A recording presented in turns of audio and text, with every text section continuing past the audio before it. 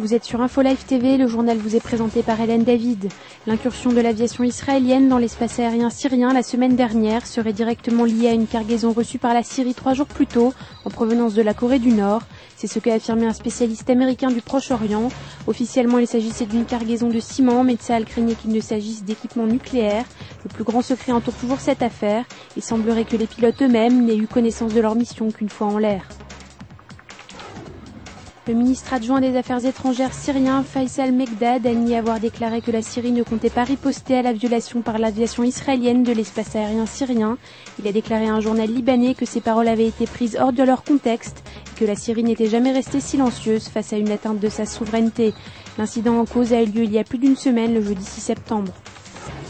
L'ambassadeur américain en Liban a déclaré vendredi qu'il détenait des preuves évidentes de l'existence de contrebande d'armes passant par la frontière syro-libanaise et à destination du groupe terroriste Hezbollah.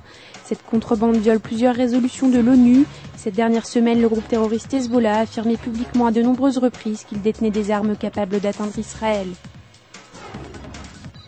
Plusieurs terroristes palestiniens ont été arrêtés lors d'une opération de Tsahal menée dans la bande de Gaza. D'après des sources palestiniennes, un Palestinien de 17 ans aurait été gravement blessé lors de ces opérations. On ne sait pas s'il s'agissait d'un terroriste ou d'un passant. Tsahal ne s'est pas exprimé à ce sujet. Les tensions entre Israël et le Hamas s'intensifient depuis l'attaque perpétrée la semaine dernière contre la base militaire de Zikim. 2 Israéliens ont été blessés vendredi lors d'une attaque contre leur voiture.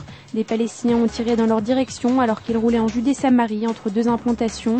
Ils ont été conduits à l'hôpital de Kfar Saba où ils ont reçu les soins d'urgence. Cette attaque a été revendiquée par la branche armée du Fatah.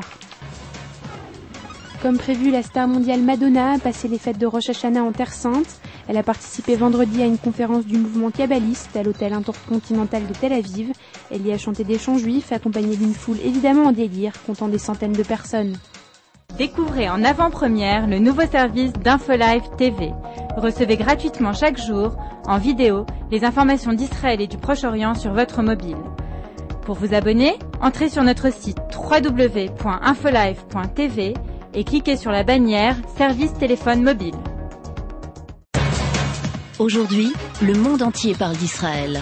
Mais qui parle d'Israël au monde entier, en temps réel, en 4 langues et en direct de Jérusalem? Infolive.tv, la première chaîne de télévision internationale israélienne. 24 heures sur 24, 7 jours sur 7, suivez de l'intérieur l'actualité d'Israël et du Moyen-Orient.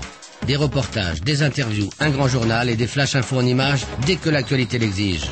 Infolive.tv, votre regard direct et vrai sur l'actualité d'Israël. Retrouvez InfoLive sur internet www.infolive.tv.